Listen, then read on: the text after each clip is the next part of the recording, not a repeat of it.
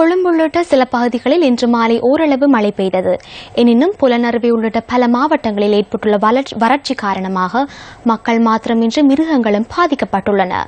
1,56,500க்கும் அதிகமானவர்கள் வறட்சி காரணமாக பாதிக்கப்பட்டுள்ளதாக அனர்த்த முகாமைத்துவ நிலையம் தெரிவிக்கின்றது.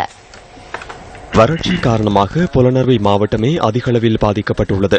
இந்த மாவட்டத்தில் 70,431 பேர் வறட்சியினால் பாதிக்கப்பட்டுள்ளனர்.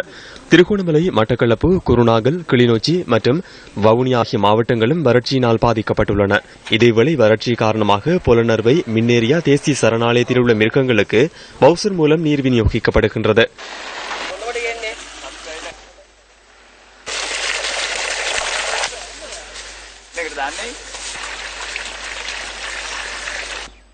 வறட்சி ஏற்பட்டுள்ள பகுதிகளில் உள்ள பெரும்பாலான குளங்களும் வற்றி போயுள்ளன. வறட்சி காரணமாக நிலக்கீழ் நீர்மட்டம் 30% வீழ்ச்சி அடைந்துள்ளது. இதனால் கிணறுகளும் வற்றி போயுள்ளதாக நீர் வழங்கல் சபையின் தலைவர் கூறினார்.